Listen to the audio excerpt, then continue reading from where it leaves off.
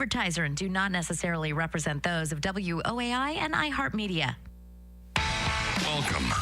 This is Sidebar. Sidebar, a frank discussion on life, the law, and liberty. Sponsored by the LaHood Norton Law Group. And now, your objection sustained. Your hosts, Karen Klaus and former Bexar County District Attorney, Nico LaHood.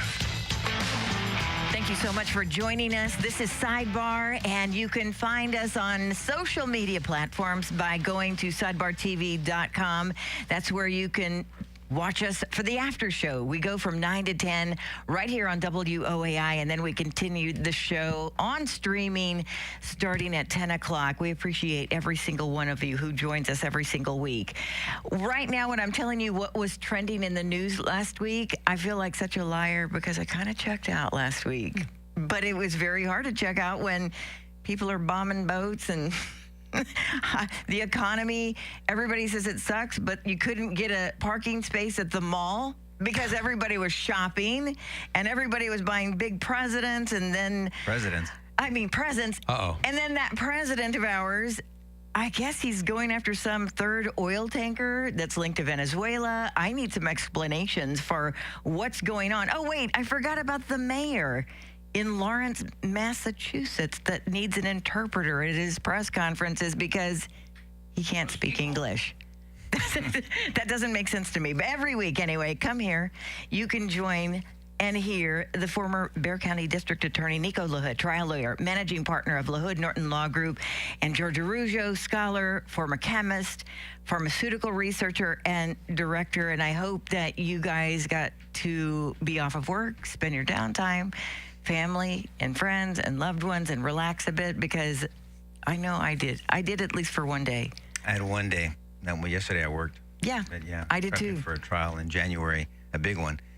And so, yes, worked from home. We were closed, or we shut our office down for the day. But yeah, but Christmas Day was wonderful. Went to church Christmas Eve, had a nice meal at the house. We do Christmas Eve dinner. Parents came over, brother-in-law, and so it was great. Friends came over. It was really nice. Then I went to my brother's house on Christmas Day for a little while. And just relaxed, bummed out on Saturday. On Christmas Day. What was it? Thursday? Yeah. Today's Saturday. I don't know. Everything's a blur. I think he's being modest when he says it was just a few people at his house. He cut a video from his house at that night. More than a few. I like Salo's line, because I think you were trying to cut a video, and Salo said, I think we need to release this video in 2029, because by then AI will have found a way to what? To cut out all the background noise from I think all of San Antonio was there. Between our crew and my brother-in-law, and we just had a bunch of kids over, and so I was trying to shoot a video for R-rated, and I guess you guys didn't pay attention. I don't know. No, each time I've gone over your house, I'm like, where are all these people coming from? There's 100 of them here. And it was just a tiny little gathering. We're Mexicans. We're like ants. We just come out of the cracks and the crevices. We love it. We like a lot of people around. Once they get in, you can't get them out. Yeah. Yeah. No, it is funny, though, because when you have kids, Christmas does take on a whole new facet. But the presents are huge for the kids. Everybody, getting up on Christmas morning and opening them. But come on. People saying that the economy is, stinks and that there's nothing that we can do to change it. It's less than spectacular. I was thinking, who's lying to who? Are the numbers that they're trying to squeeze and turn and twist true? Is the economy getting better, or what is happening? I don't know who to trust anymore. Well, I think George will talk about this better than I will, but I think you're talking about the GDP, the gross domestic product. Yeah.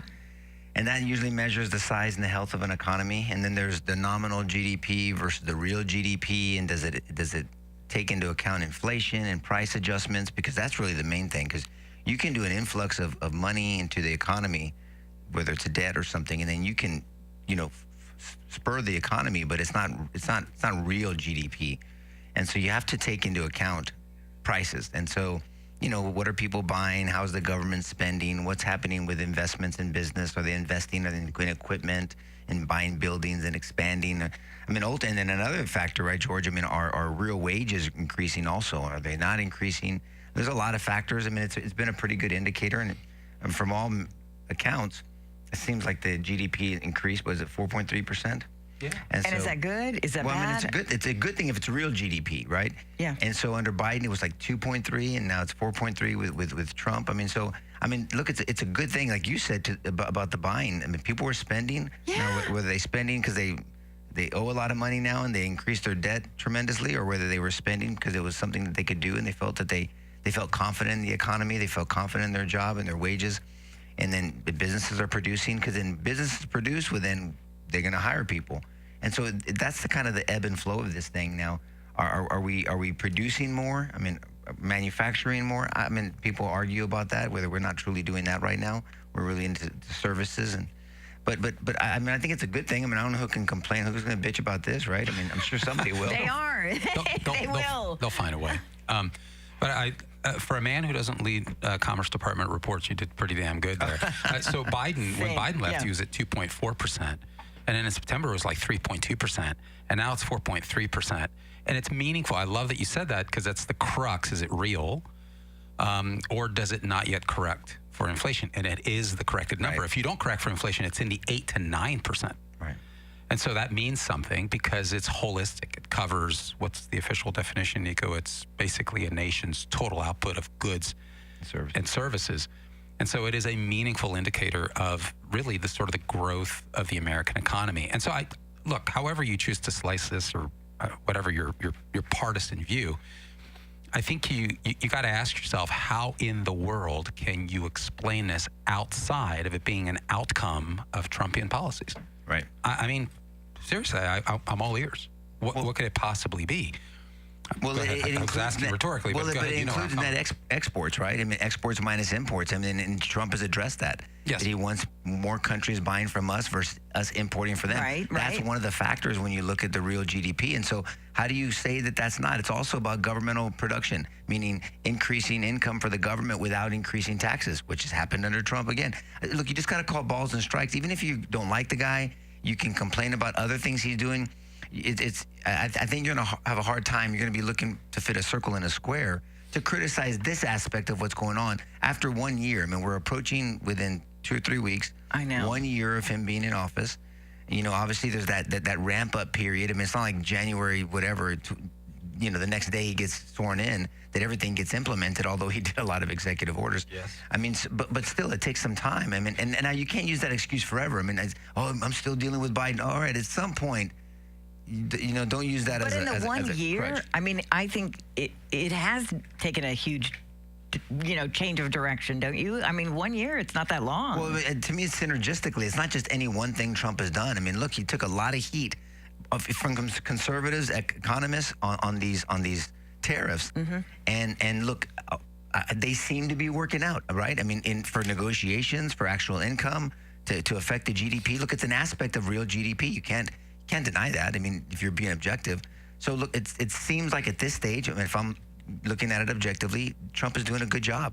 And if you don't like him, don't like him. Don't like him for something else. Complain about his ICE raids or whatever you want to complain about, but not about this, in my opinion. Yeah, no, I think it's important to look at the numbers and look at the reports. The Department of Treasury and the Commerce Department reports are very, very useful. They're tabulating revenue due to tariffs. For instance, if you look at the Biden administration, total just last year, when last year that Biden was in office, it was around $78 billion in tariffs. This year, it's gone up by fourfold. It's in the $220 billion range, almost fourfold. That's a significant increase. So they're anticipating right around, again, $220 billion in tariff revenue. In the third quarter, our exports were way up relative to imports. That matters because we're trying to reduce this trade deficit. Those things are significant. They matter to people. And so what's going on? Well, I mean, what's going on is that you have an expansion of the American economy. The Trump administration would say, well, it's as a result of our policies. I think it would be difficult to argue against that. What are the policies? Well, he's going to talk about tax breaks. He's going to talk about deregulation. He's going to talk about tariffs. He's going to talk about energy policy.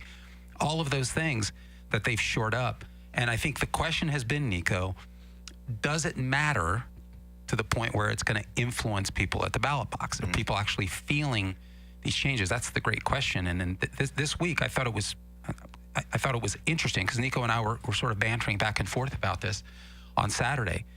because you brought up a really good point. It's tough to push back. Say, I mean, we just had a couple of special elections in November, and the complaint was affordability. And that wasn't that long ago. And my argument, which probably sounded lame, admittedly, my argument was, hey, man, it's a 24/7 deal. People forget that the next day, and things are changing all the time. And I'm thinking to myself, do we have any polling? And so I'm watching the polling daily. Insider Advantage just put out an interesting poll that said that Trump approval is at 50%. And the reasons tie back to a full court press on economic messaging. He's getting out there, and he's breaking down what the economic reforms are that they've been doing for the last year and how he expects that to touch people. I mean, they're talking in big terms, Nico. They're saying there's going to be an economic boom in 2026. They're not saying things are going to improve. They're saying it's going to be explosive. Scott Bessent's saying by the end of the third quarter, it'll be night and day. So people, these are huge terms that they're using. I mean, they're setting expectations high. That'll be a big influence on the midterms.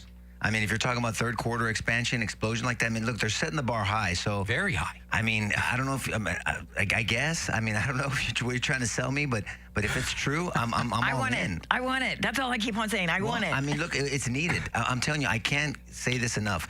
So for all the disagreements and people with comments and even you can complain all you want. I wanna bless this country, and I think that people like Trump, there's a lot of things I disagree with him on.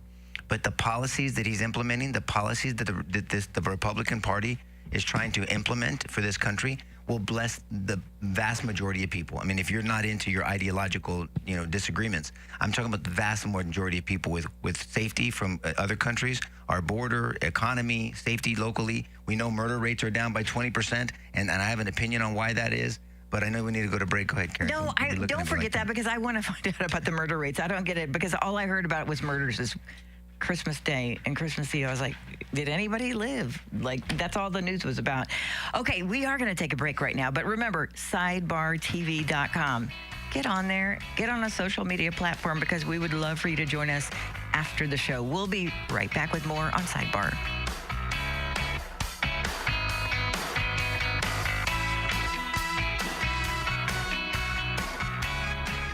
With reputations as respected high-level prosecutors in Bexar County, the attorneys of LaHood Norton Law Group bring invaluable practical knowledge from the other side of the aisle, using over 70 years of combined experience to strategically advocate clients' rights and pursue the best possible outcome. I'm Nico LaHood with LaHood Norton Law Group. Have you been arrested or accused of a crime? The LaHood Norton Law Group has the knowledge to defend you regardless of how small or large your case. In Bexar County, anywhere in the state, or even nationwide, we have the knowledge to defend you in federal or state court, no matter how small or large your case. We are trial lawyers with proven success. Using their 70 years of combined experience to strategically advocate for their clients' rights and pursue the best possible outcome. The LaHood Norton Law Group. For a free consultation, call today, 210-797-7700. 210-797-7700. LaHoodNorton.com. This is Nico LaHood. If you or a loved one has been arrested or accused of a crime, we can help. LaHoodNorton.com.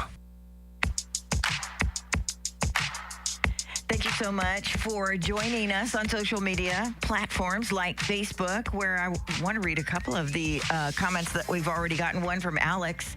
Nico, we know that the left does nothing but pound and pound and pound on negativity day in, day out, 24/7. That's just what they do. They hate this country, and they hate our president. A couple of people like that. Alamo Talk, listening, watching. He said, in the real world, where boots meet the concrete, these GDP numbers smell like a 2-week-old turkey. Yeah, and the hate for President Trump is real. I mean, he used to be a media darling. I mean, I don't know how many people that hate him now liked him when he had his show. I never watched his, what was it called? The Apprentice show? The Apprentice, yeah, no. And I mean, he was in rap songs. He was all over Hollywood. He was the big playboy. Everyone loved him. He was flamboyant, all this other stuff. And then all of a sudden, they don't like him because he shared his ideas, and the ideas went against their ideological script. Right. I look for consistency, but that's fine. You don't have to like him. You don't have to like him when you found out his real ideas, even though his ideas have shifted over the years. But the hatred that I think Alex is talking about is real. I mean, with conservatives, too. I mean, and conservatives, too, quote-unquote progressives. That's not the formula for this country to thrive. I mean, I harken back to because I was alive, and when I was younger, when Republicans and Democrats passionately disagreed over certain things, but they agreed on a lot. I mean, I'm going to keep going back to 1995 when Bill Clinton was talking about the greatest threat to this country during the State of the Union address being illegal immigration. Well, how about, can we just agree on that? If Democrats, if we can go back to Bill Clinton, can we bring back the spirit of Bill Clinton, metaphorically, and just say, Democrats, if you stood for that, and Republicans stand for that now too. I mean, that also, then that's one thing we agree on. Now let's go back and complaining and bitching over other stuff that maybe social issues. But when you talk about, you know, international issues and safety, economy stuff, I mean, we were pretty similar. We got along a lot more, especially on the border. And so what worries me moving forward is this animus, this hate. It seems to be this hate between Republicans and conservatives. Conservatives and progressives. And that's worrisome to me, because that's not the American way for sure. We're supposed to be a melting pot of ideas, and we agree on certain things, and liberty is one of those things. And so that's one thing that is concerning to me. So Alex is right. I mean, how do you change that? I think you change hearts and minds. That's why I think the church is a big aspect of it. I think people just being bold to talk, actually befriending someone that you disagree with, but, as long as it's within reason. I mean, I'm not saying befriend someone that wants to harm you, but I'm just saying, need to have people that have different opinions, talk, try to persuade each other, set the rules of engagement that we can disagree as long as we don't hate and we wish well on each other. Get to know something for something other than politics. How about you play a sport with your kid? Do something in the gym. You do a group class gym or whatever it is. You meet someone in a different setting. That's what I've learned, Karen. If you meet someone in a different environment, in a different setting, and then you find out, oh, crap, you feel this way. You look at it this way. Interesting. But I know you, so I can't hate you because I know you. I mean, I do this one thing with you. I know this aspect about you. Let me hear more about you. I trust you. You're one of the other's side that I trust. I mean, you get that all the time, It's so easy to hide behind your moniker on Facebook or whatever and make ugly comments because you don't have to face anybody. And then if you don't like it, if you don't agree with your side enough, like, I mean, there's people even on our stuff that, I won't mention her name, but they criticize, and it's like, whatever. I mean, I'm trying to move the needle. I don't know what you're doing. I really want to move the needle because I really care about these principles that I claim that I believe in. And I do want to change someone's mind and heart, like someone like Alamo Talk or Mark Antoine or someone. But it has to be organic, because if they don't truly believe it, well, then it's just, what are we doing here? We're not doing anything but playing a ping pong game. The thing that gets me is, though, and maybe George, you can answer this, when it comes to inflation or the Epstein files or the cost of living or unemployment and all the horrible things that President Trump has or hasn't done, all of these things existed when President Biden was in charge. But no one ever talks about that. It's as if the minute President Trump became president, he created all of those problems. Why is it that all of a sudden GDP numbers smell like a 2-week-old turkey? But I guess they were fine during the Biden administration, during the Obama administration. It's still the same reporting mechanism. By the way, this isn't ambiguous. You can look up the basis for it, Nico. These reports are posted. You can go and you can read them. But what lacks is genuine inquisitiveness. People just rather take to their silos, find out what the party line is from leadership, and they start hurling accusations at one another and start talking past one another. For all the advances we've made in communication, I don't think we've ever communicated less, to be honest with you. I agree. And that's what's happening. There's a lack of inquisitiveness. If Alamo Talk is truly interested and actually wants to have that lunch, and do consider inviting me, because I'd like to break down these numbers with him. I'm waiting. No, but I mean, we just said 10 minutes ago, that one of the prongs to the GDP was, for instance, this deregulation. And I know the administration throws that out, but they're actually out there breaking it down. And they're not pulling the stuff out of their ass. They're providing reports that provide agencies, and then they break them down into, they itemize it further into actual line items. So what's behind the deregulation? There's plenty of reports out there by the Wall Street Journal, by Fox News. The Wall Street Journal tends to sort of they really are sort of neutral here from a partisan perspective, actually, and rather anti-Trump. And they're out there talking about where this is coming from. Remember in Trump 1.0, he said, do you see this in the Biden side, where he said, look, for everyone we bring in, we're going to scale back 2. This is in Trump 1.0, true regulations. And then they changed it. They said, for everyone we introduce, you're going to scale back 10. And then he wrote an executive order to make sure that it actually happened. When they finally did the report, they blew that away. For every one they've introduced, they've now scaled back 646. This isn't ambiguous. Go to the Code of Federal Regulations, and it'll break down which regulations they've broken down. Now, that means the boot off the neck of corporations and individuals is lifted. You are free now to use money the way you see fit. A lot better than the government, because every time the government touches my dollars, they do some really stupid stuff with them. So now people have more money available to them by deregulating the enterprise. So that, what does that translate to? Well, the Treasury Department has reported what that translates to some $230 billion in monies that are now available economically. Do your homework. I don't care if you're a Democrat or if you're a Republican. Math isn't partisan. Just go study it. Go check it out. So deregulation actually matters. It makes sense conceptually, and when you actually do it, it actually translates to dollars saved. And I think that's what's missing here. We're not engaging around a common set of facts. You got your facts, I got my facts, and we literally talk past one another. And yet, at the end of the day, whether it was Obama or Biden or Trump, they're both drawing from the same agencies. They got the same reports. So what are you saying? That lying is exclusively the exercise of Republicans on these reports versus Democrats? Give me a break. So anyway, I think you can do this exercise on tax cuts. You can do it on tariffs. You can do it on energy policy. Do your homework, for goodness sakes. You're going to find there's a lot to actually be, there's a couple about. more comments. Alex went back and said, Nico, I don't hate any of them. I'm a truth seeker like you. I want the truth, and I want us all to love each other the way that Christ loves us. But then Jose comes back and he says, bro, I'm tired of it. The agree to disagree with others, but then the liberals want to come back and kill you. So there's a temperance and it's called wisdom and discernment in there. So yes, look, I'm a Christ follower too, so I'm called to love my neighbor, right? And what does that mean? Tell them when they're wrong, correct them when you can. 2 Timothy 4 also says to in season and out of season, correct, encourage, and rebuke with great patience and careful instruction. Okay, well, that's what I try to do. I'm wrapped in flesh. I'm human, so I'm sure I muck that up often. But that's my intent. Now, that doesn't mean that if someone's trying to hurt me or kill me, that someone's going in a box and I'm going to train to do my best that it's not me. I mean, I have zero issue with self-defense. Everybody knows that I'm the furthest from a pacifist.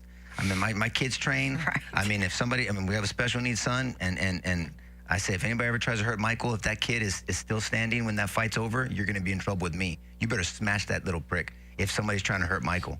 And so, I mean, I believe in strength, but under control. That's called meekness. So this is not passivism or piñata mentality, as I say too many people have and Christians have, where you put up this piñata and everyone takes swings at us. And no, there's appropriate self-defense, mentally, politically, physically, all that stuff. No, but if we look at the other end and we have no intent to try to convert people's ideas, then we're never going to do anything. The reason why Trump won so decisively is because people's ideas shifted.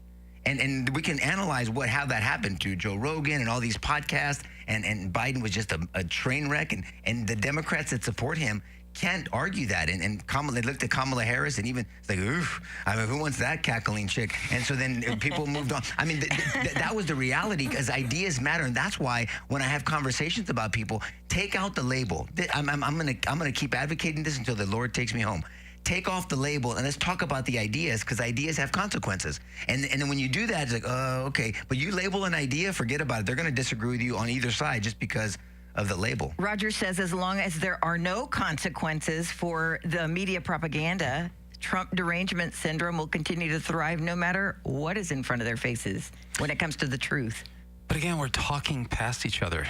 That's the problem. There's very little agreement, even just in our language, the way we communicate. That really worries me, Nico. I mean, we don't have agreement at the most fundamental level. Like, ask anybody, what is an American? You're going to get different answers to that question. That's crazy. Ask somebody, what is a citizen? Well, you're going to get different answers to that question.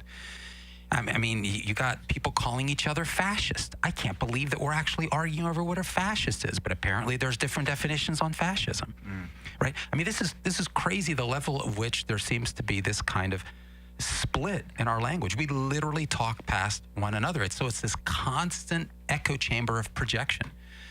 We never really communicate. And where is this coming from? This is why we have to get the American classroom back. This is the fruition of decades of indoctrinating American people against America. You're literally graduating waves of people that hate themselves. And so you're not going to get agreement. Yeah, I agree with you on the American system. George, you've been you've been advocating that for Since day years. one, right. Since day one. As long as I've known George, it's about academia. I was like, whatever. You're exactly right. Because, I mean, people we're not taught to love this country. Look, you can disagree with either side, but to love the experiment of this country and understand our history, that's critical. Look, I'll go back to the example. Like in our firm, there's 15 people in our firm. And there's a handful of passionate Democrats in there. What? And, yeah. I mean, and, What? But see, we surround ourselves. We agree on the fact that we are going to fight to protect our clients' rights against government overreach, right? That's we agree on that, and we do it well together, and we agree. But I'll tell you right now, if I ran for any position, everyone in my office would vote for me. Everyone, and they would campaign for me. Why? Because they know me, because they see the consistency in my life. They know that it's not just behind a microphone or in front of a TV camera. We do life together because we work. You know, your work family is as close to you as not as close to you, but you know, you spend a lot of time with your work family. I mean, and they wouldn't hesitate, and they would take criticism for me. They would defend me because but we disagree on a lot of things, and we have an opportunity to debate each other, and we talk. We have some pretty passionate. You know, we have our break room. We call it break room debates, and there's some passionate ones, but and they get loud and they get this, but we love each other, and we have a common ground and intent is to defend our clients and fight government overreach. And so all that to say is this is the kind of stuff that we need to do more of, in my opinion. Now, that's not some flowery hippie crap. I mean, it's just reality because the other way is not working. All you're doing is more of a divide. I'm not saying I don't compromise my principles. I work hard to explain them better and express them better and to live by them and not just be some convenient person that has a principle, but it's really a preference because it's not a principle unless it's tested against me. So that's my 2 cents about it. I know we have other topics to go to. Let's get to them. Well, not only that, but we have to go in a minute. But Jose said, as Hispanic conservative who supports President Trump, I get a lot of hate in San Antonio as a traitor, and I don't get why loving my country, the USA, makes me a Nazi racist, according to the average San Antonian. Yeah, there's a lot of Hispanics that are conservative, traditional, and support Trump or support just the Republican conservative platform right now. Like I said, we used to be blue dog Democrats. There's no more blue dog Democrats. And so there was a lot of Hispanics and blacks that were out of home, and Trump brought them in. I mean, at least this last election did. And a lot of people brought in and say, it's not crazy to be a conservative. What does it mean? It means traditional values. Okay, well, I believe in that. A lot of Hispanics believe in that. And so, no, I think there's a lot of people that agree with Jose. Maybe they don't have the courage to talk about it. And then maybe the vocal ones, he's hearing from the vocal ones maybe. Yeah. And look, there's a lot of, Democrats in the county now. So I think that's a very sobering. Sorry to interrupt you. That's okay. That's very, very sobering that we're not really sharing a national identity anymore. And so being an American or being a citizen or whatever now comes down to your partisan ideology. It's not bigger than that. It's not a shared history or story or culture or borders or language or some of those things, right? We got to go. Yep. We got to go. I'm cutting everybody off. Okay, we're taking a break, but we will be right back with more on Sidebar. This is News Radio 1200 WOAI San Antonio, an iHeartRadio station, guaranteed human. Now, the latest news, weather, and traffic from the GiveMeTheVin.com Sell Us Your Car studio. I'm Eric Lycum. At News Radio 1200 WOAI, a deadly shooting in Rockport has a suspect on the run, and the Texas Rangers going after him. Details coming up first. Traffic and weather together. WOAI Traffic Center. On 281 southbound between San Pedro and Eastham Road, we have construction that has the right lane closed off. On I-10 eastbound, the off-ramp towards UTSA Boulevard is closed due to construction. I'm Alexis, News Radio 1200 WOAI. Patchy fog out there. Use extra caution. Cloudy 66 now at the WOAI 24-hour weather center, our top story. One person is dead, another injured after a tragic Christmas Day shooting in Rockport. Police were called out to a residence. When cops arrived, they found 2 people who had been shot. One was pronounced dead at the scene. The other was hospitalized. Authorities say there's no danger to the public and that this was an isolated incident, but the Texas Rangers are investigating. Hundreds of flight delays and cancellations at LaGuardia Airport in New York City yesterday as winter storms blanket the region in snow. This traveler tells Fox News he wasn't expecting his flight to Florida to be canceled. Florida is not snowing. Yeah. So you're going to be fun. It's so nice. And then we got here, guess what? Now we try to rent a car or go in a train. News on demand at WOAI.com. Our next update, top of the hour, breaking information as it happens. I'm Eric Lycom on San Antonio's news, weather, and traffic station, News Radio 1200 WOAI. This report is sponsored by Allstate. Some people just know you could save money on car insurance by checking Allstate first. Those people are probably saving a carload of cash right now. So what are you waiting for? Check Allstate first for a quote today. You're in good hands with Allstate.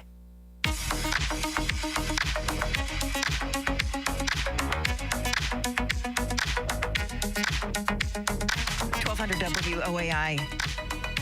Wow, there's too many things to talk about. I'm spinning the wheel, and right now we're going to talk about Lawrence, Massachusetts. I have to admit, I don't know Lawrence, Massachusetts, and when, George, you sent over a possible topic that the mayor there needed an interpreter for his press conferences, I had to laugh first, and then I was like, wait, is this real? Looked up the story, and apparently the mayor, Brian DePena, needs an interpreter during his press conferences or any event because he barely speaks English. Is that real? Is that real? Yeah, it's real. I mean, What? What? And you ask yourself, first of all, it's embarrassing. But number two, you ask yourself, how could this happen? And then you look at it and look, this is, well, you have to ask that question. And then you peel it back a little bit and you see it's an 80% Hispanic population there. But a lot of it, this is a direct, I think, tie, George, you were talking about on break, to illegal immigration policies in the past. Because people, if people have come here illegally, they're going to migrate to where they're, and this is separate than Little Italy and Chinatown, people that came here illegally and they want to be around, your same ethnicity. There's nothing wrong with that. That's part of the American way as well. But this is where there's no assimilation. If people are applying to be a citizen here legally, you have to speak English. I mean, you just, George, you know that. You went through it. I mean, you're from, Africa. Angola, you're an African American. Pause. Well, we love the Africans. We love them. We love big, you, George. Beautiful Africans. Welcome, you big, beautiful African Americans. And so you're here, but you have to speak English. I mean, and so to make that a requirement, I think it should be a requirement to serve in public office. And I don't think that violates the Constitution. I mean, we can analyze the 14th Amendment, but you can't even communicate in the language that you're governing over. I mean, so that you talk about when you say, what is a big example of not assimilating to a culture or to a country? Not learning the language. Not learning the language because you can't communicate in the home language. I'm all for my kids speak Spanish fluently. I mean, my grandfather spoke 7 languages. He came over from Lebanon, and in Lebanon you speak French, Arabic, and English. Then he came over here, learned Italian, Spanish, I don't know what other language. He had to communicate because he sold fruit. This is before HEB and all the... I'm going to age myself. Handy Andy, remember those stories? I love Handy Andy. And so, Piggly Wiggly. So he had to go and he sold fruit to different neighborhoods, and all the Mexicanos were in one area, the blacks were in one area, the Italians, the this, that, everybody was in their different. So he had to communicate with them. So I'm all for the languages. I have a buddy of mine that speaks 7 languages. He taught himself 7 languages. And so all that to say is, but gosh, you have to speak English. I mean, this is ridiculous, and it's embarrassing, but it's something that you better get. I mean, look at the Somalian population, what they're doing in Minnesota, and what they're happening here. Before you know it, we're not going to look like the United States anymore. But when you even read, a quote from the November 4th election, I guess after he won, today I received many complaints, and I see many people, not happy because the state interferes when the people need somebody for support. I was like, I went to his website, and it was tough. Yeah, it looks like it was sort of AI copied and pasted. And this is unacceptable. I mean, it's the operating language of government, for goodness sakes. To Nico's point, again, that doesn't help us, in terms of talking past one another. So this is a police oversight meeting where there's a video, and he called for a translator. The judge denied it, by the way. The judge said, no, can't do that. You can't call for a translator at an oversight meeting, which involved some issues with the previous acting mayor.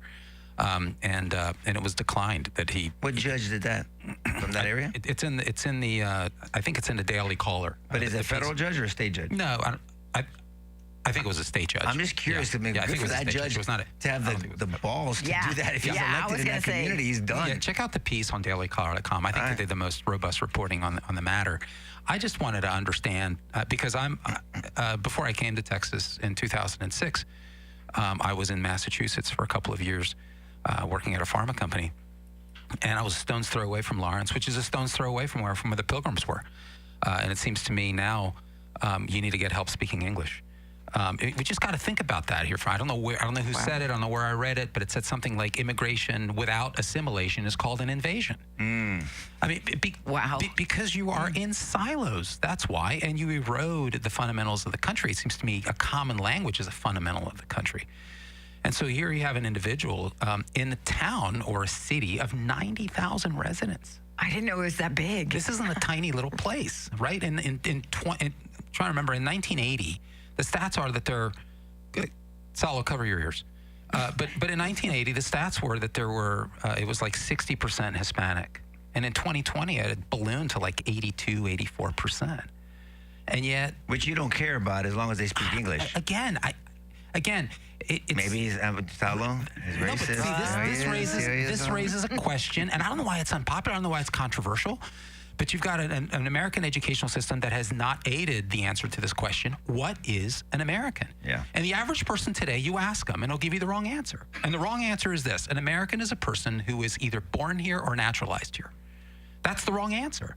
Because now you've reduced it all to a passport. Well, give us the right answer. No, I mean, an American is, it's less about the passport, but it's more about citizenry. What does it mean to be a citizen? Good. And now you get into things like a shared, oh boy, this is where it gets really interesting. We have a shared history. Yeah, American has a shared history. We should. We have a shared story, which means we actually learn about the story of our framers and our founders, and we owe them due respect. We have this thing called a shared culture. There's a way that we do things. Yeah. Why is that? Well, that means there's an underlying moral framework, some assumptions about good and evil, right and wrong. Things like equal justice under law, where does that come from? A shared constitutional order. That's interesting.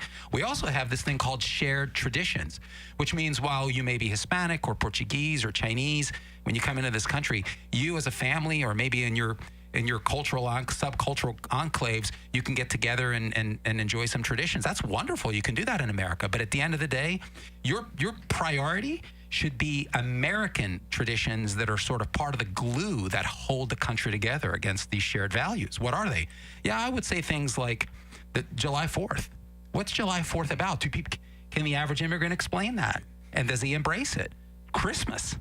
Why is Christmas so paramount in American cultural tradition? Thanksgiving, which is a huge deal. Why is that a big deal? Veterans Day. What is it that those guys were fighting for, Nico? So I'm just saying it's more than just a passport. And you ask the average immigrant, and I'm sorry, you're not going to get the right answer. And I fear you ask the average so-called Native American, and I'm not talking about American Indians, people who were born here, Salo, and I don't think you're going to get the right answer either. And so my point is, we continue to talk past each other on the big things, and we wonder why we're pissed off at each other on the little stuff? All right. So we got to get back to that. I don't know how you get back to it without the American classroom. What's the argument to I mean, have you heard the counter argument to how this guy should not be able to speak English to serve? I haven't even heard the counter argument. I haven't, but I Would Alamo Talk or Mark Antoine, are they defending the fact that he can't speak English or what? No, I haven't looked, but what I do is I'm going back to when I asked you how did he get into office, because is he a citizen? Well, are people allowed, if they're not citizens, to vote in that city? Yeah, I mean, he's a citizen. There's no indication at all, no evidence whatsoever that he is not a citizen. And we would have read that somewhere by this point. I've read everything on this. And I'm sure you have. I think what you have is, look, what are we seeing in Minneapolis, Minnesota? The same type of thing, right? You cannot be voted in a major office in Minnesota unless you go through Minneapolis. You cannot get voted into an office unless you pander to the Somali crowd, because such a significant part of the constituency is now Somali. You've lost an important American identity. How are you going to get that back? There's no answer to that question that is comfortable. You got to get back to immigration. If you are not here, and you are not here to, in other words, to embrace a shared culture, a shared American culture, a shared story, a shared set of traditions, then please, with all due respect, get the hell out. Or we will, to the fullest extent of the law, find ways to get you the hell out. Well, and then I think that's totally acceptable. I know Karen, you didn't want to go here, but talking about Minnesota, and Somali culture, which ends up being an Islamic culture, and look, I'm glad we're having this discussion. More people are talking about whether an true Islamic culture is conducive for a constitutional republic. And if you study it, and you go to these other countries, that they have this theocratic government, it's this Islamic Sharia law type deal, it is not conducive for a constitutional republic. This is not a democracy. We're a constitutional republic. We gather around these shared ideals and this liberty and life, liberty, and pursuit of happiness that meant something to our founding fathers. And it doesn't mean being controlled by a theocratic government. Now, people are going to say, well, you're trying to enforce Christian values on us. Well, no, our founding fathers wanted us to be influenced by Christian values. I just agree with them. They're not. This is not my idea. And this is where history comes in, and this is where academia comes in. And any objective study of our founding ideals, you're going to end up with a Judeo-Christian mindset. Now, it doesn't mean that you have to accept Christ as your Savior to be an American citizen, but you're going to be influenced by Christian ideals because that is what the country would be blessed in, and that's part of our foundation. And that's just an objective truth. If you don't like it, you don't change history. Just don't like it. So that is really interesting, and I think there's debate on this too, because I think, Nico, we have to go beyond that, because we could say, well, it's shared ideals, but you can get immigrants to come here, and they can say, well, I share those ideals, but I'm going to practice them very differently. I'm going to have my own traditions. I'm going to disregard American tradition. Not interested in that. Thanksgiving, whatever. I don't need to care about Thanksgiving. I don't need to care about Christmas. I don't need to care about July 4th. It's irrelevant to me. See, my point is, you have shared values and shared ideas that are sort of, you could say they're part of Americanism, but I think the traditions and the culture and the language, in other words, those more objective, sort of tangible things are also important. It's what people call the heritage American. Embrace the heritage of America or stay the hell out, because we don't want 45,000 different Americas here. We don't. But that shouldn't be a controversial statement, because if the progressive invites me into their home, they're going to want me to keep my traditions out of their home. That's where it goes. See, this is where the hypocrisy comes in, because nobody's forcing you in your home. You have a culture. A culture means the way we do things.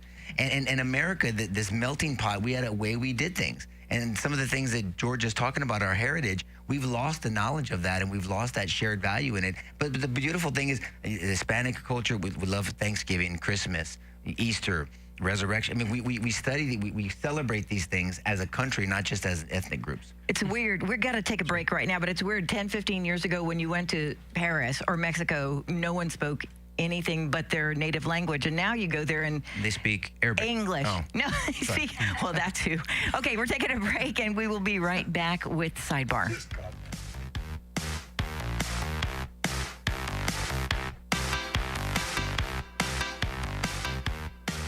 With reputations as respected high-level prosecutors in Bexar County, the attorneys of LaHood Norton Law Group bring invaluable practical knowledge from the other side of the aisle, using over 70 years of combined experience to strategically advocate clients' rights and pursue the best possible outcome. I'm Nico LaHood with LaHood Norton Law Group. Have you been arrested or accused of a crime? The LaHood Norton Law Group has the knowledge to defend you regardless of how small or large your case. In Bexar County, anywhere in the state, or even nationwide, we have the knowledge to defend you in federal or state court, no matter how small or large your case. We are trial lawyers with proven success. Using their 70 years of combined experience to strategically advocate for their clients' rights and pursue the best possible outcome. The LaHood Norton Law Group. For a free consultation, call today, 210-797-7700. 210-797-7700. LaHoodNorton.com. This is Nico LaHood. If you or a loved one has been arrested or accused of a crime, we can help. LaHoodNorton.com.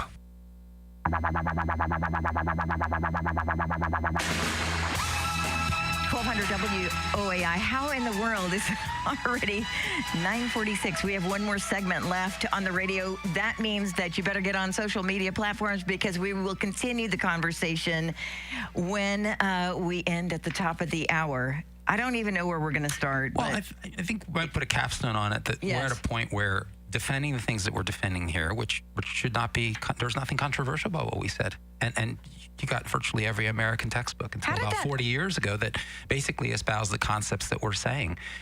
We do have a shared culture here, a shared way to do things. Look, there's an American, Salo was just asking, there's an American etiquette, right? I mean, be polite to your neighbor.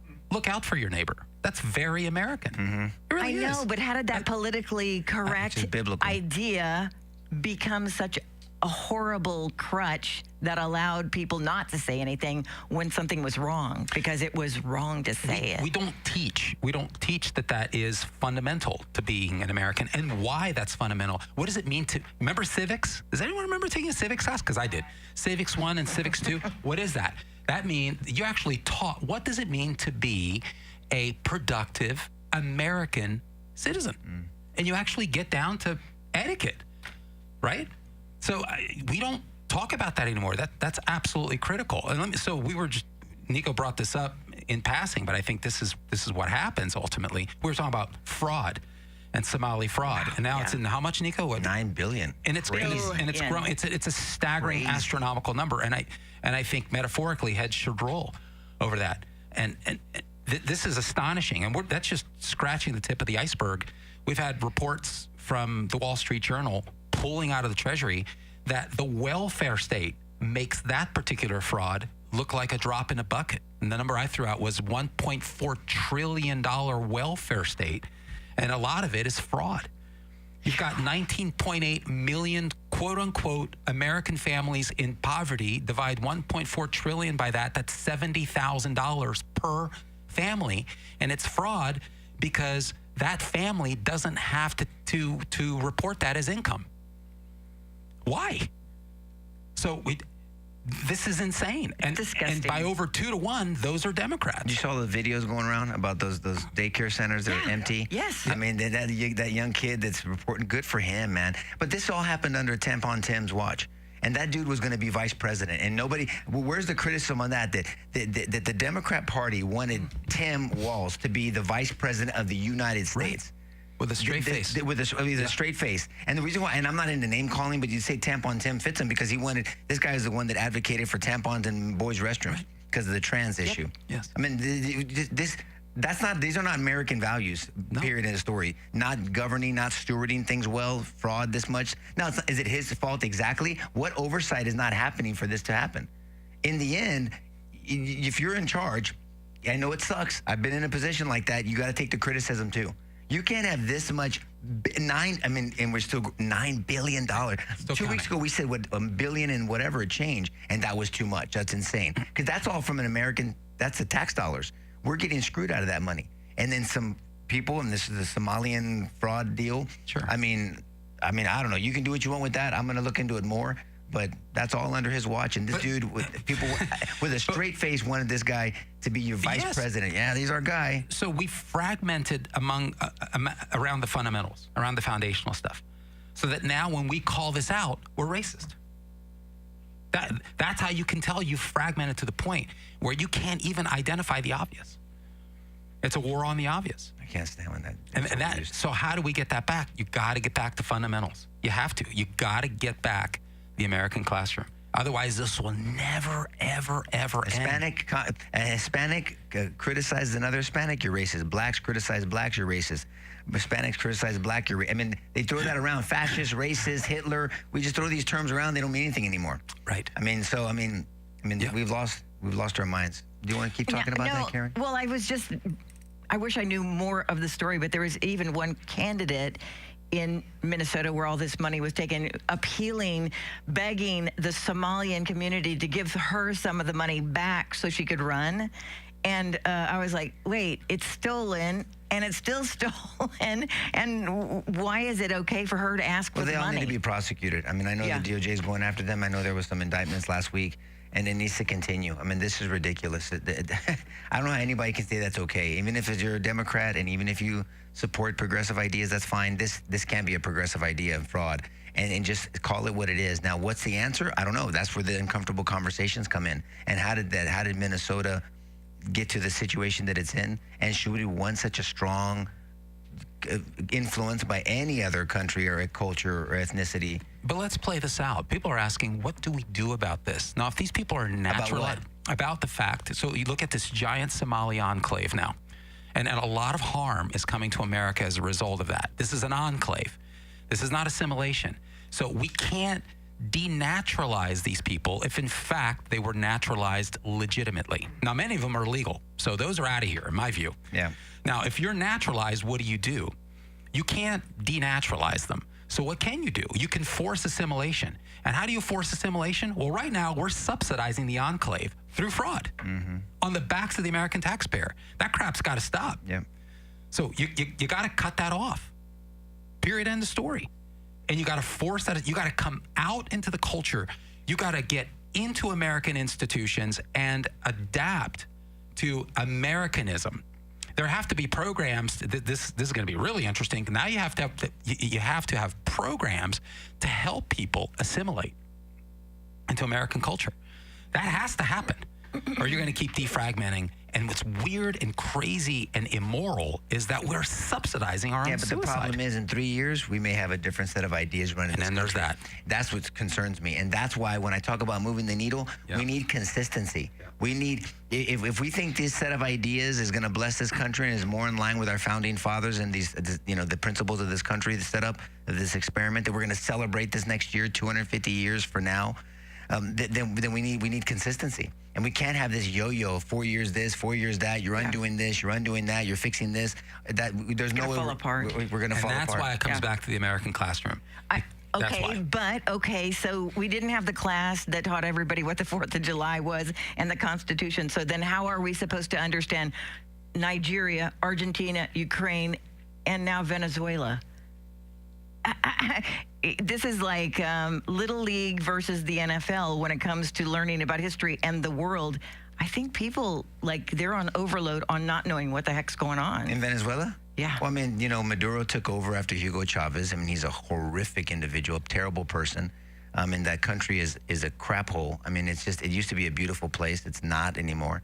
I think by everybody's account, including, cover your ears, Alamo Talk, including Biden declared the election was fraudulent under Maduro. I mean, that's one thing we've agreed on. Right. Great, cool. I love that. But then what happened? So oil export restrictions were implemented by Biden, and then Trump, of course, expanded them. So this is nothing new. This whole tanker seizure, people want to criticize Biden. Biden's the one that implemented these export restrictions. So again, I want to get back to, let's talk about ideas. Yes. So Biden thought it was a good idea. Okay, now Trump is just saying it's really a good idea, Joe, so let's do more of it.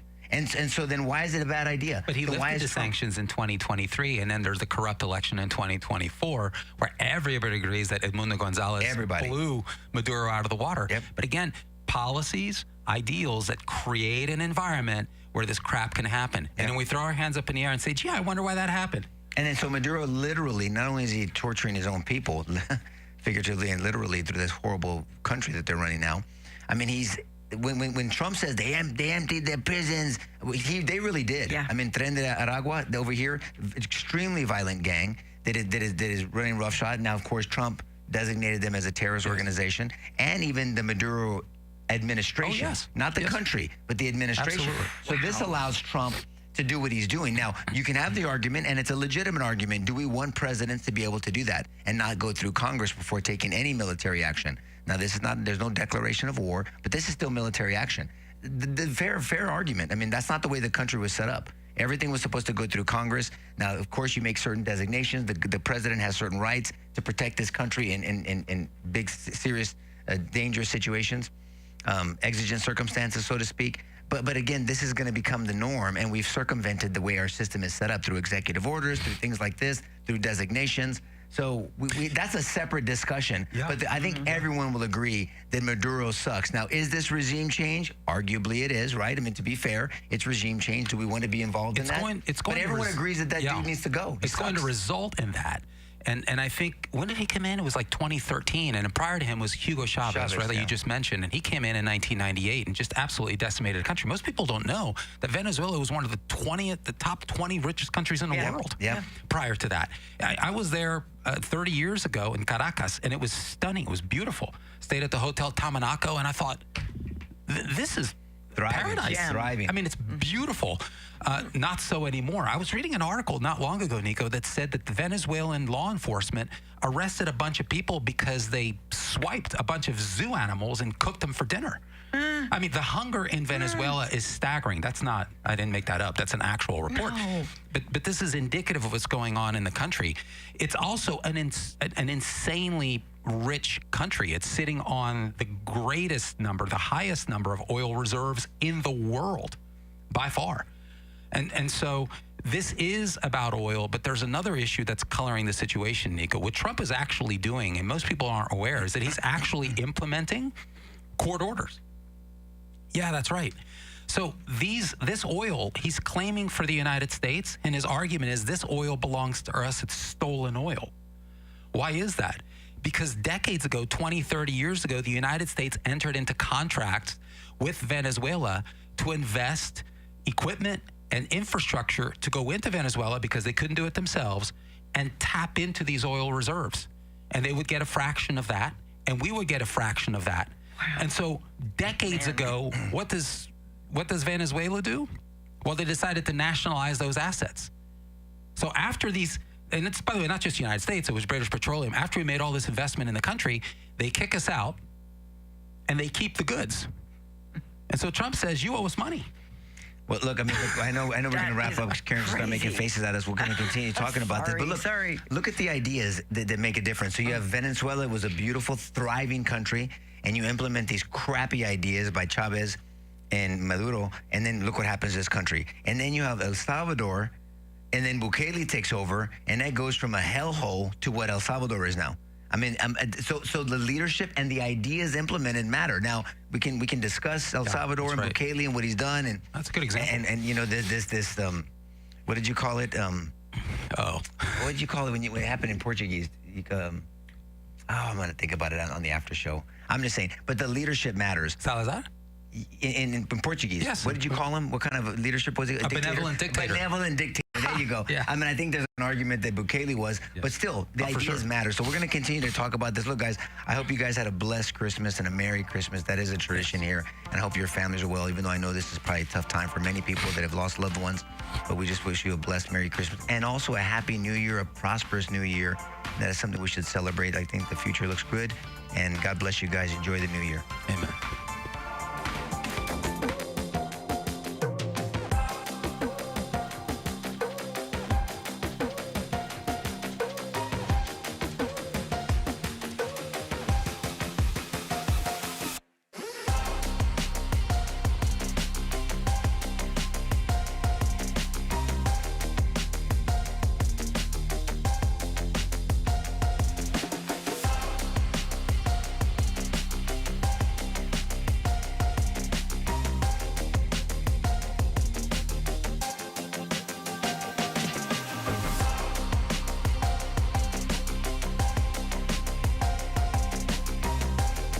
Okay, are we continuing this conversation about... I'd like to submit to Nico and Salo that there is a beautiful secondary benefit that isn't that secondary. What we are seeing in real time through the seizure of Venezuelan, I say that in air quotes because it's really the United States and Britain and France. These are assets that belong legitimately to other countries because of the investments we made there that then were then stolen from us.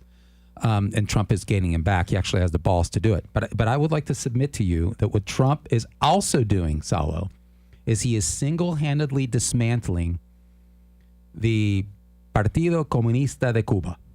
Wow, say that 3 times. He is dismantling the Partido Comunista de Cuba. The Communist Party of Cuba is slowly and systematically over the last 2 to 3 months completely falling apart. How? Because Cuba is almost entirely sustained by Venezuelan oil. Oh. Cuba doesn't have a pot to piss in. Nico, after the communists came in 60 years ago, they've literally produced jack shit under Fidel Castro, who's been out since the Castros have been out since 2018. What's the guy's name? Miguel Diaz. I don't remember his last name, or it's a hyphenated name. Miguel Diaz something. But Cuba can't produce a damn thing. What Trump is doing is what presidents all the way back to Nixon couldn't do. And this is not a small deal. They're being starved of any revenue whatsoever because they've been buying oil for peanuts from Venezuela, but Venezuela will take it. They'll take it because it's 0 kills an average. They're doing the same thing with China. They're doing the same thing with Russia. Cuba's buying oil from Venezuela, you're saying? But now there's no oil to buy. And doing what with it? Well, I mean, they fuel their economy through it. And then they also turn around and black market turn around and sell that, like Venezuela's doing. These are that's why they call them shadow tankers. They dispatch from Venezuela, and then in the middle of the ocean, they do mid-ocean ship-to-ship transfers, and they do a relabeling of the ship. And it goes to China, and it goes to Iran. This is all outside of the market. This is a total scheme that's been going on, and Cuba's part of that loop. And how is it considered a scheme? I'm asking. Well, honestly. it's a scheme because they're sanctioned. Okay. So Venezuela. Got it. They've already been sanctioned. Yeah. Got it. So they're moving and outside so of their they're moving punishment, outside quote, of the sanction. This has been going on forever. And so over time, Venezuela still has about a third of the functioning infrastructure because, America's been out of there. Britain's been out of there. So this stuff's falling into disrepair. They're not doing maintenance to it. So they're just basically getting enough to sustain the Maduro regime. And people are asking, how is it this guy can stay in power? Because he's starving and killing his own people. Answer, because he has the security forces. Why are the security forces loyal to Maduro? Because out of the oil revenues, he pays these generals a fuck ton of money. So you go after the oil, and invariably Maduro they'll turn around. Yeah. Exactly. The same effect is happening. Is going to happen in Cuba. That's my prediction. I think this is lovely. It's lovely. And at the end of the day, what's the criticism? I'll step back and listen. I can tell you what the criticism is. It's imperialistic. It's America. They're stealing. It's Maduro, and the American left's agreeing with Maduro. They're just being imperialistic. He's stealing assets. What America does, yada yada yada. And Trump's like, "Well, hold up a second. I'm hold up a taking second. back what is ours." Yeah, dude, you owe me billions of dollars. And here's the thing: right here in Texas and in the American Southwest, we built refinery after refinery after refinery over the decades in anticipation of the type of oil we would get from Venezuela because it's a specific type of oil. It's sour, it's dense, and our refineries were built to process that oil. So that's opportunity lost. And so Trump's like, I can't just put any oil in there, So Trump's made this argument. He's out there talking about it. The American left has nothing to say. That's why you're not hearing much more out of this, because international courts have ruled against Venezuela over and over and over again because of the stealing of these assets. And Trump's actually saying, hey, man, you got a problem, take it to the court. Oh, wait, they've already decided in our favor. I think this is brilliant, frankly, and the man doesn't get enough credit for it. But he's out there talking about it. Bessen's out there talking about it. Marco Rubio's out there. Man, he's a genius with this. This is the kind of stuff that American presidents, one after another, didn't do because they're afraid of not being liked. They don't want to be called racist. They don't want to be called imperialistic. But at the end of the day, they're acting in America's interest, and they're doing it in a way that's compliant with international law. And I don't know. I think it's a big deal. I do. I'd love to see the dismantling of a communist regime 90 miles off the south of the coast of Florida for the first time in 60 years in Cuba. What people are going through in Cuba is reprehensible. It's horrific. Cuba used to be great. I mean, that's when the mafia wanted to set up all their casinos. Remember back then? You hear all that beautiful stuff? in Havana. Havana, Cuba. I mean, it's a beautiful place. All these places have just, they lost so much potential. And that's why the ideas have consequences. And so I that's why I like to have conversations about that, about how these ideas and these progressive ideas that I don't know how you can argue objectively are going to bless the vast majority of Americans. And they're not American values. I mean, progressive ideas are not American ideas. They're just not. I mean, liberty is, but that's not liberty is not a progressive idea, unfortunately. And people say, what do you mean liberty and freedom? There's a difference between those. It's a byproduct. Yeah. It's a byproduct of the implementation of these ideas into policy. And I think it's wondrous. I do. How does glorious, Stallo. It's glorious, I think. I do. I think it is. And when they're talking in these big terms, I've been worried that they're over-promising and they're going to deliver, and then people are going to be deflated and they're going to get pissed off and vote Republicans out of office in the fall. That was my worry. Yeah. And so I'm trying to look at these intricacies, Nico. I do. I think it's. I think we have many as we come out of this Christmas season. There's a lot of reasons to rejoice, and for all of Trump's imperfections, and the list is not short. What he's doing for this country is I think Trump and the Trump administration is quite frankly, in very practical, objective terms, saving the United States of America. Whether people like it or not, there's a strong argument for what George is saying. And that's why I get so angry and frustrated and why I'm critical I think appropriately. I know people don't like to hear it because they have Trump euphoria, that Trump does no wrong. It doesn't mean Drives you crazy, man. It drives me nuts because I don't want to give anything away because I do believe what George just said. Trump is doing so much to bless this country. I believe that, and we can defend it. People don't want to hear it. They want to skew facts. But if you look truly, if you separate your biases, and we all have them, and our tribes and our labels, and just talk about ideas, and then you get into a discussion about why you think our ideas are going to bless most Americans, and how can you tie that idea to our founding fathers? That's it. Because this is the United States. So what are we uniting them over? We're not uniting over shit anymore, and that's the problem. And that's why I get so frustrated with Trump about the plaques or about I sent out a text. It irritates me because you're giving shit. I just believe I have a 300 mentality. If you watch the movie 300, Leonidas says, "Give nothing and take everything." I don't want to give anything. Now, it doesn't mean you have to be perfect. Look, you're going to get the good with the bad with Trump because the things that we celebrate about him is like it's the same thing in his mind or his personality that makes you cringe. Right. I get it, okay? I call it the Manu effect, right? Manu Ginobili was like, man, he's a highlight reel, but then I was like, what the fuck? What are you doing, Manu? How'd you do that stupid shit? Because it comes with the territory. You have the same mindset. And I attribute that to Trump, but it still frustrates me. And that's why I criticize him when I believe it's appropriate. Because, look, the left and the argument is the left's never going to like him no matter what. I got it. Check. I'm with you 100%. True. Trump deranged is real. Yeah. But it doesn't mean that I'm not playing for those people. Because if they're gone, they're gone. The only thing that's going to change their mind is pain. Meaning that when the pain of staying the same exceeds the pain changing, then they'll change. And that happened at the border with the immigration, with the border issue, and that happened during this last election. I can't determine each individual person's pain point. I can't.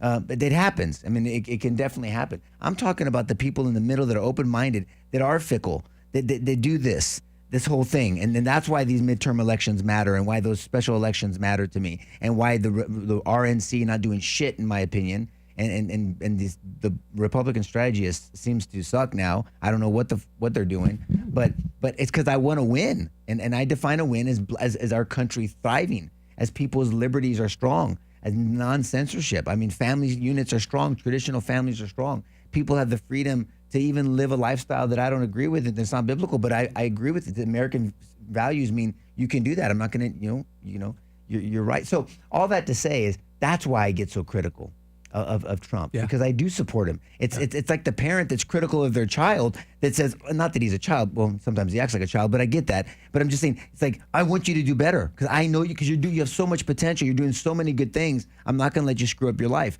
Again, I'm not being condescending when I say that, but that's how I feel of the child of our country. We've got to nurture it like that or we're going to lose it. But when George, when you explained the whole situation with the Venezuelan oil, it makes the press and them saying he's old, he's falling asleep, he's got dementia, da, da, da. It makes it even more ridiculous because, like, how many of these puzzle pieces is President Trump putting together to try and put America back together? It's like endless. It seems like. I'm befuddled by the fact that Republicans and Democrats can't come together around something over which they'll be mutually benefited. I don't understand why they can't come together and recognize that this isn't partisan. It's American. Yeah. Everybody benefits. It actually literally crosses over party lines. Yeah. Trump isn't doing this for Republicans. What the hell? He's doing for Americans. In the end, Democrats will benefit just as much as Republicans will. We've got a big fight on the Hill right now that Republicans are doing, in my view, a shitty job communicating. What is it? Which is this idea, and we're going to have to win this war. Remember, the big fight was over not letting the Affordable Care Act subsidies, aka Obamacare, end by the end of the year. You actually had 4 Republicans. Now, see, this is the cynicism that I can't effing stand. You've got 4 Republicans who jumped with Democrats to force a vote, which Johnson said, no, we're not going to have a vote on this because we don't need to have a vote on it because there's enough Republican support that we agree we are not going to extend Obamacare subsidies. And you had 4 Republicans in swing districts, because they're in swing districts, that's right, to force a vote, even though they agree that the ACA is a bad thing for America. Please explain that to me. And people are sitting here watching this, survival and they're like, but see, this is it's down to maintaining power and prestige and status, and so not doing the right thing. The Affordable Care Act has been a disaster for the country. You remember, it's now in its 10th anniversary.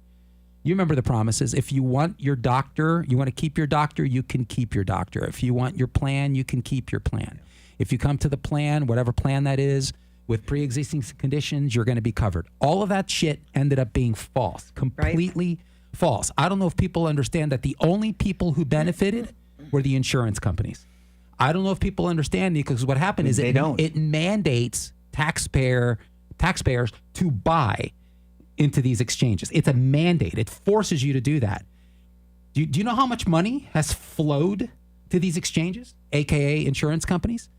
Almost $10 trillion in 10 years. Almost $10 trillion. Insurance company profits have gone up by 400% in that time. But if Trump says he's going to give people money, to people, whether they're Republican or Democrat, what do Democrats do? They throw their hands up in the air and say that that's not going to work. Trump's trying to hurt people. Yeah. I swear, I don't understand. I don't get it. I mean, I'm speechless. That was like big question mark too. I was like, why there has wouldn't been a that work? huge transfer of wealth. It's a scam, and now you have more people who are uninsured.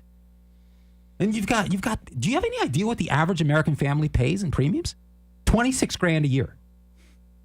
And people were complaining about $400 a month, and everybody was like, anybody that pays insurance for work, yeah. Please explain to me why Republicans and Democrats can't come together around this. Why? Trump. They hate Trump. That's it. Period. It comes down to power. Yeah. If you look at where these dollars are ultimately going, where are they going? Straight to the Democrat Party. This is one big money laundering scheme, just like with welfare. By more than 2-to-1, welfare recipients vote Democrat. This is why there's a fight to the death, Nico, to preserve an infrastructure of fraud on the backs of the American taxpayers. And they care about the little guy. I'm just befuddled. And the idea that the Republican National Committee and Republicans aren't talking more about this kind of stuff. I wish we could have a conversation, an objective economic conversation, without the labels on people that are running certain states and cities and how they're doing. Now the reason why the labels are important is because they're Democrat-led states or Democrat-led cities. And then I only want to mention that in the sense of, okay, we have to label these ideas, okay? But we need to analyze that. I mean, government led by these set of ideas doesn't seem to go very well. It just doesn't. I mean, it doesn't. And we just got to analyze that. Proof's in the pudding. Well, I mean, I'm an evidence dude, man. I'm a data guy. Yeah. I mean, I want to look at the evidence to support what you're saying. I really try. I do my best. I'm a passionate dude. I get it, but I try not to be emotional. There's a difference between emotion and passion, and because emotional will cloud your judgment. Passion just means that you're digging in and you're emphasizing your beliefs. But emotion is bad. I don't think we're too emotional in this country. We get very emotional, and I think we need to make just honest conversation. And that's why conversation is so important. And talk about these ideas. I mean, look. I mean, we can talk about it till we're blue in the face, but I don't want to just win temporarily. Like when Trump won, everybody's like, it's going to be great. Maybe for now, I think it's going to be great, and I think we're seeing the effects of it. I mean, murder rates are down by 20%. The economy is doing well. We're respected around the globe. I mean, so how is that a bad thing? I mean, it's the joke over here. I mean, you got Kimball, whatever, that he had a bitch session to the UK. That was embarrassing. That dude is That guy's He's a deranged, fucking yeah. embarrassment. Yeah. No, he's just an embarrassment. There's no way that guy can say, when you check off male, female, check off something else. Because, I mean, you're not a man for sure. He's just embarrassment. Talking about the PM of UK? Yeah. Keir Starmer? No, I'm talking about Kimball. What's his name? The talk show host. Jimmy Kimmel. I'm sorry. When he bitched about Trump and Trump lost to me, I'm back on the air. Whatever the fuck. I mean, He's just repeating what his wife complaining said. Is Kimmel's still a thing? Yeah, I guess. I don't know who the fuck watches his ass. But I mean, he's embarrassing. That guy should be embarrassed. He used to be a kind of a funny dude in the Way back. But God, man, he's just a hack now. But what would life have been like if Kamala and Tim would have won? I mean, do people think about that? No, I mean, I know I do. I mean, I do. I do. We wouldn't know until we knew, but we had an idea because Kamala would have just taken whatever Biden did and put it on steroids. And we see what Gavin Newsom has done to his state. We see what Tim Walz has done to his state. We can see what other people have done to their local cities or wherever they're going to do. Well, let's see what. What happens to California if federal funding goes away? I mean, they hate Trump, but they take they the don't. money. I mean, not as many people hate Trump but they're doing that redistricting to counteract Texas. I mean, there's more Republicans in California than you think. Yeah. The ones that Yeah. are left. I mean, a lot of them have left. Yeah, they're here. But there's independents. There's independent. Look, I mean, there's Democrats that probably don't agree with the progressive push of the Democrat Party. I know for a fact because I've spoken to a good number of them here locally, but they're still going to vote Democrat. I was like, well, then what? If you're not trying to reform your party, then why are you still voting for ideas that you say you don't agree with? You understand my point? I mean, and then if you agree with the ideas, then defend them, and I guess try to change my mind. Maybe I'm wrong. I'm open-minded to that. But I mean, again, going back to this, I mean, the point I was trying to make earlier that I got distracted was that Trump won. Everybody think we've arrived. We didn't arrive anywhere. I mean, Trump winning was just potential. I was encouraged by that. The fact that he expanded the Republican tent so much, and that's why this infighting and all this friction between quote unquote conservative influencers and now it seems like all these people now there's not as much unity in the Republican Party as it had been the first 6 months, and I understand the ebb and flows that happens, but we can't keep playing ping pong with our political system. I mean, I understand. I believe in elections. I'm just saying that we need to persuade the masses to a point to where they keep electing these set of ideas, not the people per se, but the set of ideas into implement. Is it that there's not agreement with the Republicans like we had hoped, or is it the rats are just coming out of the woodwork now? I don't know. I mean, George, what do you think about it? I mean, you know, like Marjorie Taylor Greene. I don't know. I mean, she wasn't my cup of tea in her style. She's got a shit ton of money now. I don't know how she had it. Some of the things she called out, I liked. I mean, look, the Epstein files was a big deal.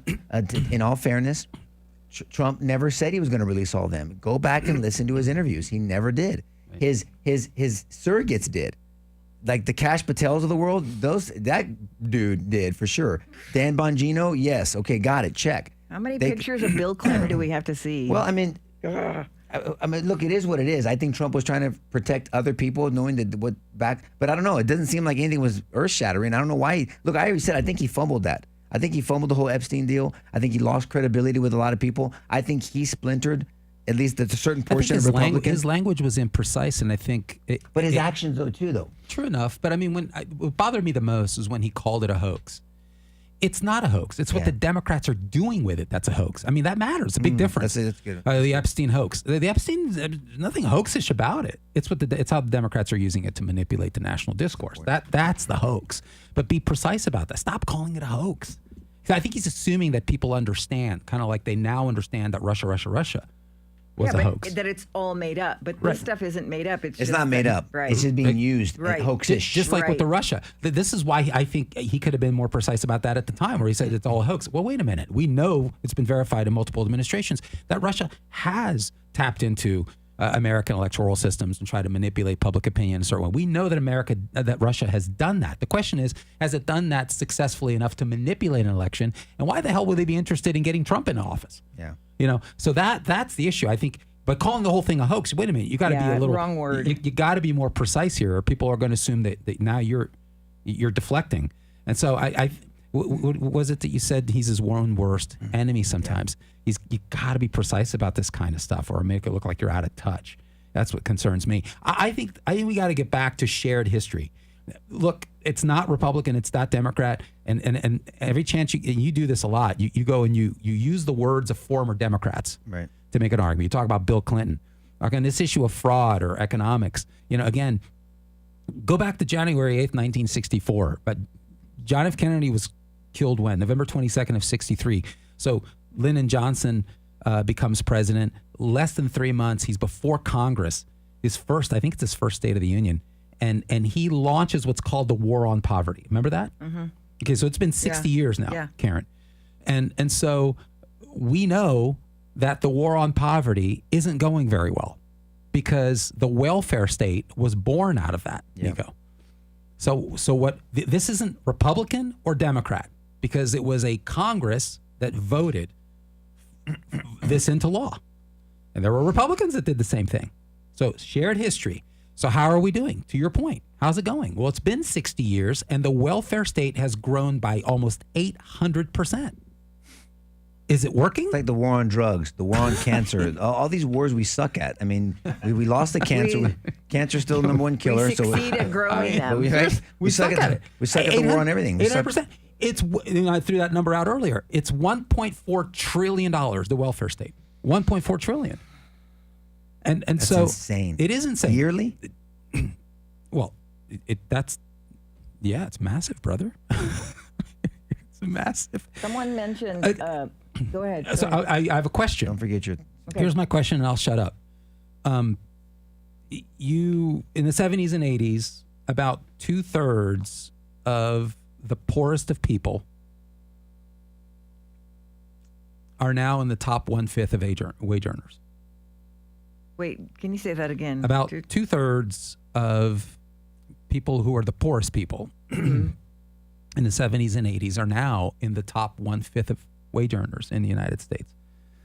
So we're clearly doing well. Obviously, okay, our per okay. capita GDP, our output per person, which is a measure of profitability, has grown by like 150%. So I love that. I love that. The American economy has grown, prosperity has grown overall in the last 50, 60 years. Why the hell is our welfare state 800% bigger, larger? I want to know, where the hell is the money going?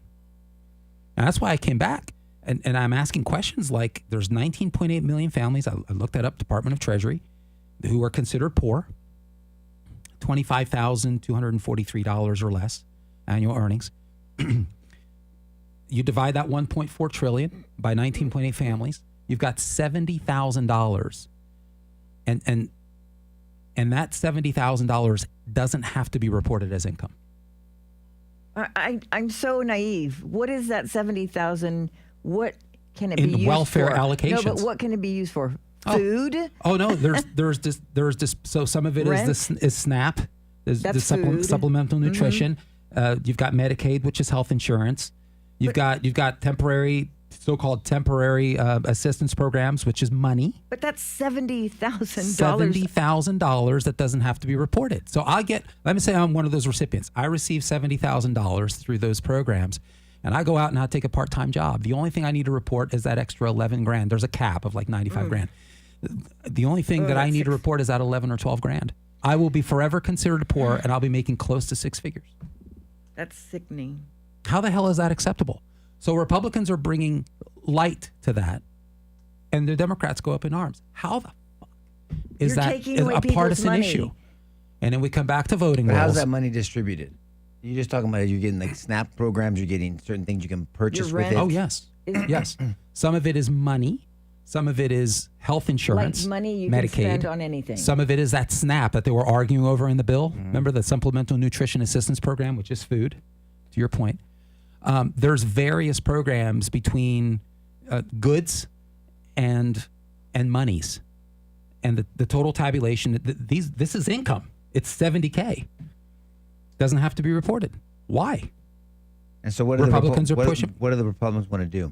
Just cut it off completely, or have it waterfall, tear it off gradually as you earn more money to encourage? How do you encourage someone to make money? So the Republicans are saying we've got a built-in legalized fraud system here that has to stop.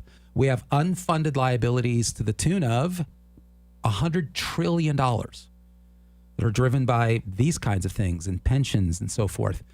And we just kind of keep kicking it down the road. So and nobody wants to talk about this. What happened to the Trump idea that everybody needs to reapply for, like, it needs to start all over? The only person in this room who's actually been a professional politician is you. And no politician goes near this. The Republicans are trying to bring this up because they're saying we've got legalized fraud here. It's unacceptable. And so you've got people who earn $65,000. They have to show all that income. And we're starving. You got a welfare recipient who gets more than that. They don't have to. That's insane. It's wrong. Well, what these politicians should do is you campaign on that. So you're already educating your citizenry. You campaign on it, and then when you get into office, you actually do what you campaigned on. So it's not like shocking anybody. What do you say? Because you're saying I'm not going to take away your welfare dollars. I'm going to take away welfare dollars from people who shouldn't be getting it to begin with, or you're going to have to claim that as income. Take one or the other. I'm just trying to, because you know how the Democrats will spin this. They're trying to take away your money. That's how it is. These people are cold-hearted. But they've already been conditioned that there's an entitlement that this is your money. Entitlement is the perfect word. I mean, that's the problem. And so this is the education part of it, and then what I'm not. It's not a one-for-one example. It's like you get someone addicted to it. Yeah. And so that they're dependent on it expect now. it. That's part of their way of doing life. It's a mindset. And you're not going to peel a Band-Aid off that. I mean, No. there's an argument that you should do it that way, but is it gradual? Is it just peeling the Band-Aid off? What's going to happen when the next cycle? Because then there needs to be consistency. You can't keep switching, flip-flopping every 2 years. That's why, once again, these midterms are so important. Interesting you say that, because no politicians campaigning on this. So what the Republicans have done is they're coming in through the back door by making sure that this is culled out of the budget via SNAP. So SNAP became a thing. So now they're having a debate and an argument about it. And the question I have is, who's winning that debate? And Democrats are really good at messaging. I mean, they are better than the Republicans. And I think this should be an easy one if we could get out there and explain to people again in terms that they can understand. Get those communicators out there. I think this is a huge, huge deal. The Affordable Care Act, Obamacare, how it's ripped people off and how it's been a massive transfer of wealth. Where's Bernie Sanders when we need him? The millionaires and the billionaires. Are you kidding me? Do you have any idea what the CEOs of the top health insurance companies have earned in just in the last 5 years? I mean, it's been tens and tens of millions of dollars. Now, I don't care. I'm a capitalist. I'm okay with that. What I'm not okay with is that they are declining 2 out of every 3 insurance claims. Yeah. Yeah. And so now you get saddled with a giant premium. Yep. Somebody's keeping the money. $10 trillion in wealth transfer in 10 years. So I'm sounding like a Democrat right now, aren't I? Because I don't give a fuck about the party. I care about what's right and what's wrong, what's fair, what's not, what's ethical, what's not, what's legal, what's not. This is my point. These are not partisan issues. These are American issues. The insurance companies are the ones, but the insurance companies historically have been connected to Republicans, right? Lawsuit abuse, all this other TLR, all those bullshitters over there. That's why they're going after Mark. The Affordable Care Act, and all that bullshit. Yeah. I mean, and that's why Mark they put up some hack as an opponent to Mark, because he's not afraid to push back on big dollar insurance companies, which is not typical. And he even got sideways with some Republicans in the House over that stuff.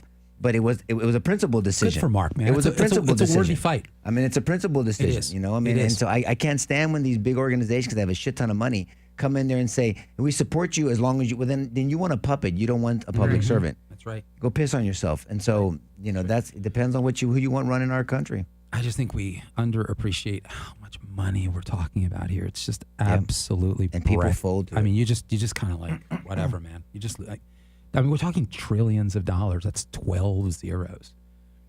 I mean, $1 million to most people is hard to conceive. I'm still pissed off about the $70,000 a year. Rocket questions? No, there was just 2 things I wrote down, and they're totally their own subjects and not what we're talking about. But someone said, when are you going to talk about Nigeria? And another said, what do you think is the story behind Dan Bongino? Well, I'll tell you what, we'll talk about this later. I mean, because we should have talked about it on the air. I want to talk about Nicki Minaj. I loved that interview. I want to talk about Nicki Minaj, man. What a complete turnaround. Man. What? God bless that chick. I've heard the titles of her songs. I don't listen to her songs. Filth. I thought they were all bullshit. Yeah. I mean, I think I criticized some of the bullshit we talked about on R-Rated one time years ago, but Erica Kirk something and her happened on the stage. Something happened where this said bullshit. I have a line, and there's a set of principles that I'm not gonna, and that was it. And she's been vocal, and then she gets on stage with Erica Kirk. I didn't even watch it. I got to go back and watch it. I've seen some of it, and I'm like, and my then she jaw dropped. Now she didn't lose 10 million followers. Someone said it was 2, but she has like 200 million. But then she shut down her damn Instagram. She said, right, Salo? She doesn't She's care. Like, wait, tell me about it. You know more about it. She lost a lot of followers, but then her plays on Spotify went up. Yeah. It skyrocketed better than Cardi B and other people. Yep. But did she shut down her Instagram? I don't know if she shut it down, but she lost a lot of followers. Oh, well, I mean, I heard it was only 3 million, which is a lot to out of 20 everybody. million? But I have 200 or some shit. I mean, she had a ton of them. Yeah. But then people are putting the video where Charlie Kirk said that she's a bad example, and then Erica Kirk, because Charlie Kirk. Well, she was a bad example. Yeah, I know, but her music, everything she sang about. But Charlie Kirk, there's 2 places where they talk about women and men and whatever at the colleges, and Charlie Kirk said that she was a very bad example. Well, okay. She was. Yeah, I know. Hey, that's what he said. But I hope they talked about that on stage, because you can reconcile the two. It's called redemption. Yeah. Right? It's called redemption. I mean, David was a bad example too. He's banging Bathsheba and she's married and then he's committing murder to cover up his horny ways. Okay, that's a bad example, but there's not one conservative that wouldn't vote for King David. I mean, so let's just, slow down on the criticism because we all have it. I mean, we all have some bullshit in our lives. So, I mean, if she's repented from that and changed her ways and she's advocating for these things, amazing. I love it. We just have to wait for the new album. Like Kanye, remember Kanye? We're all excited about Kanye. Oh yeah, he's saying, but then he releases Hi Hitler. Yeah, I don't know. I wasn't excited about him. But yeah, I mean, I love that. This isn't like Kanye West or anything. This is she's actually sane. I know. And I found that's her. exactly I what found I her thought. thoughtful. I did. I found her thoughtful in the things that she was saying. Tell me what you mean. I was trying to find. Is there a transcript? There is. Oh. But I was trying to find I'm not going to say no, read all of it. I don't know. I just like some of the things that she said. She looked at the audience. I'm proud of you guys. She said, to be so young, for you guys that are in college, to be so young and to care this much so early in your life. It tells us how smart you are, and it tells us that there's hope for our future. So God bless you. Congratulations, you guys. You're amazing. That's an important message. Even brought up said that on Erica stage? Kirk and Yes. JD Vance. What did she Talking say? about Because 30. She was just like laughing and saying, "What about the rumors? You and JD Vance." And Erica Kirk's like, "I've heard everything. I don't, Nikki asked Erica about it? Yes, but it was to laugh about it. Oh, got it. Like I got to go back and watch it. I mean, Yeah. it was good. it's very good. Did you watch it, George? No, I watched. read I it. watched the Nicki Minaj part. Okay. Yeah. I was I was encouraged Oh, good. by it. And yeah, I mean, this whole argument that she's been, and Charlie at that time he was right. He but, was. But there's redemption. There is redemption. And I like the things that she's saying. They're full of substance. I like the fight that she's taken off from Nigeria. That's a legitimate moral fight. Yeah. And I think that, man, I'm telling you, this is not Kanye West. There's substance here. There's sanity. And I love it. I think it's a good God thing. bless her, man. Yeah, God bless her indeed. So where did I read? Vance Menage for 2028. Oh, no. That's not going to happen. Let's not go that far. Is that like a Taj Menage or whatever they're doing? What is the Menage a Trois, whatever they call it? There you go. Well, I'm just saying, that's what she advocates, or she used to. Anything else? Any rocket questions? Nothing? Another Fire away. I like her quote We're gonna wrap up. to Newsome. Did you read that? New scum, she calls them? Don't be new scum. It only gets worse from here for you, buddy. It's the end of the road for you, my love. Get on the nearest jet ski and let that beautiful hair blow in the wind. Good for her, man. I got to go back and watch it. All right. It's Anything too else, much, Karen? man. No. Nothing at all? Just the usual attacks on Alamo Talk Oh, no. Okay. because of his comments. What did he But say? What did he say? I'll attack it. What's the comment? Nothing. No. He's just. He said Not that attack, criticize. all of the rapists are white because you don't find any Nice. browns on the Epstein list. Okay. That's why I didn't want to Well, mention maybe any of this Epstein stuff. was just focused on white rapists. I mean, there's brown. Trust me, I've been in the justice system, brother. There's a You've lot of heard it brown all. rapists. There's a lot of Right. brown rapists, Yeah, and blacks, and then but how many more people murder?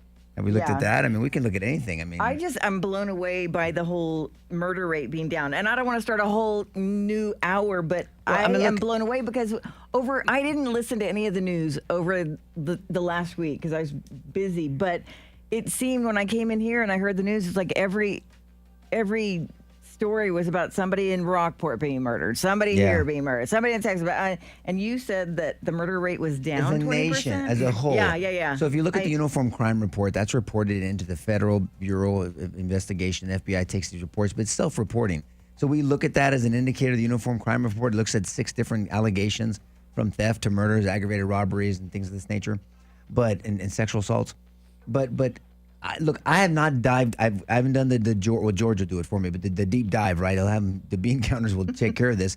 But how do you not think that some of that 20% murder rate isn't connected to the border being shut down? Sure.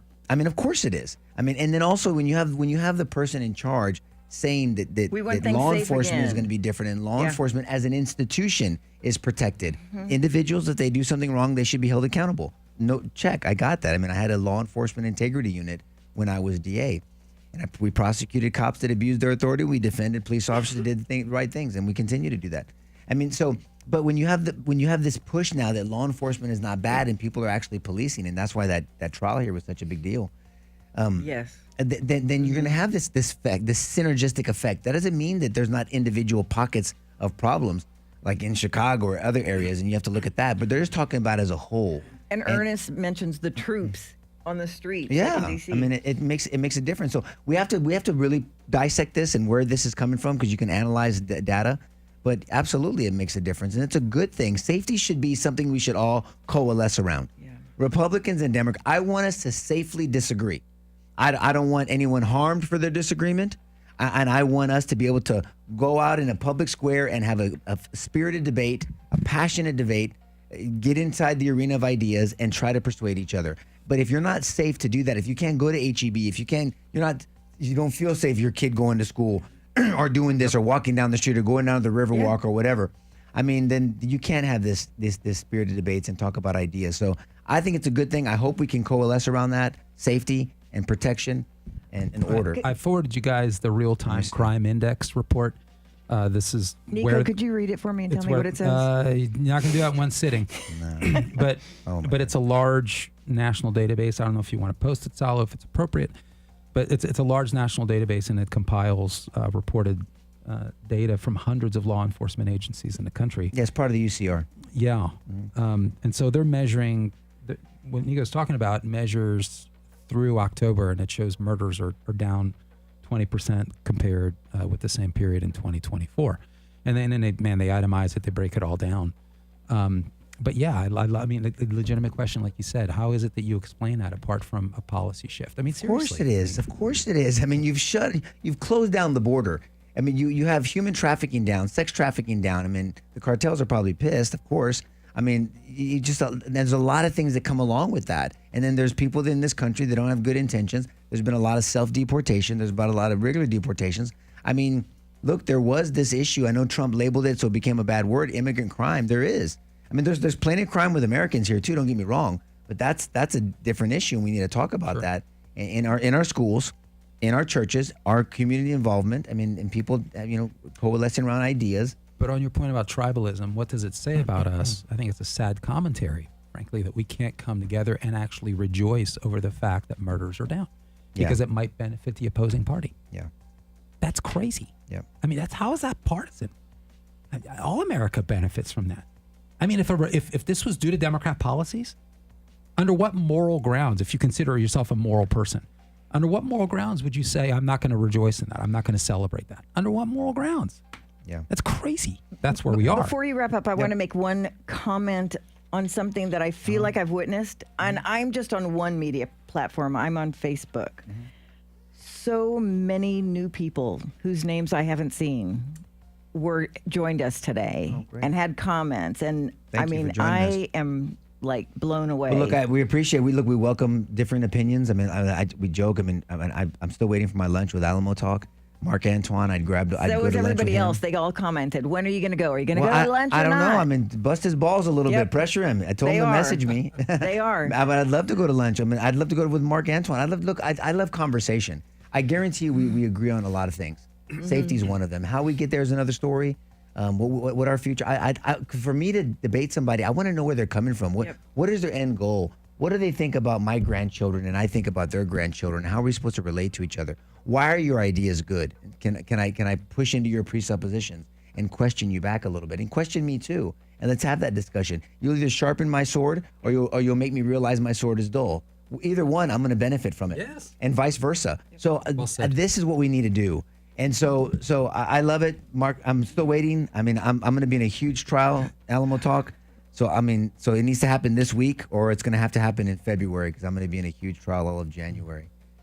I'll still be back. I'll be driving back. Fighting the good fight on weekends, but we're going to be in that huge trial. We're So it's a big one. But guys, I just wanted to say this. I mean, I really wish you a blessed new year. I pray for this country. Same. I pray for my family, of course. I pray for our society. I don't like to see strife and division. I wish we could agree on ideas that bless all of us. I mean, safety blesses all of us, right? Order blesses all of us. Free speech blesses all of us, right? Debate of ideas and thoughts blesses all of us. Protecting ourselves. I mean, I'll make that argument. being able to protect yourself. I'm a huge Second Amendment advocate, and we can have a discussion about that. But I want people to be safe. That's it. I see what's happening in Europe. We see the experiment of what's happening to these countries that have lost their cultures. They've lost their traditions because of this influx of illegal immigration or migrants, and they've lost who they are. I don't want that. I love America. America is a melting pot, but we kind of agree, and we circle around these ideas of life, liberty, and happiness. And happiness isn't our feelings. Happiness is entrepreneurship, is education, is property ownership, is expressing your thoughts, it's free speech and free thought and worship. And we have this heritage, and Christmas is one of them. New Year, Thanksgiving, 4th of July, Veterans Day. I love that you brought those up. You can look up, study what heritage means and what we talk about. And for me, as an American of Lebanese Hispanic descent, and the American parts first, they're not exclusive. They're not different. I mean, my Lebanese and Mexican descent celebrates these American values and this heritage because it's traditional. The family unit, faith in God, faith in a transcendent creator outside of time, space, and matter that we celebrate at Christmas is the ultimate gift. Why are we so joyful at Christmas? Or supposed to be, even though I know that it's there to be merry about. Right? I went through a time where I wasn't joyful after my brother was murdered, and I get that. And there's seasons people go through, and that. But then the joy of somebody else should overflow into someone that's going through a hard time, and we lift them up, and we encourage them, and we're there for them, and we give people opportunities to succeed, not chances, opportunities. Here's your opportunity to succeed, and here are the tools and the principles, dude. That's the American way. And so that's what I believe in. I love this experiment. It's a beautiful thing to celebrate 250 years of this Constitution, of this constitutional republic. It's not a democracy. It's a constitutional republic. And we need to preserve it. And we're not going to preserve it if we don't start changing hearts and minds. If we don't start sitting across from people that we disagree with, and instead of calling them a motherfucker, we just say like, man, why do you believe the way you do? At some point, I may call them that. Don't get me wrong. I've been known to say that a few times. But all I'm saying is, you don't start there. I don't start there. That's exactly right. I'll make me understand you more, and you can understand me more, and let's try to do life together. Because in the end, we're Americans. We're going to do life together. And if God forbid there's another 9/11, no one's going to be caring about Republican, Democrat. We're going to be talking about survival. Yeah, that's it. And there's countries out there that want to do that to us. There's countries that want to take away our liberties and want to dominate us and take away our chance. And so that's why we need this consistency. I don't mind Republican and Democrats as long as there's an undergirding of idea. There's a foundation that we used to have. And all you got to do is study history. Yes. Study the old Democrats. Study the old Republicans. Study what we used to disagree on and what we're disagreeing on now. It's very different. And so that's my prayer for this new year. And I'm going to pray for President Trump not to piss people off as much, because I think he has some unforced errors, and I'll continue to call them out, but I'll also continue to support the principles that I think will bless America. And so I'm praying blessings and prosperity over everyone here, Salo, Karen, George, and Sandra. Yeah, thank you. And then everyone listening, thank you for your listenership. We hope that you benefit from these conversations as much as we enjoy having them. God bless you guys. Have a very blessed, happy, and prosperous new year. Bye-bye.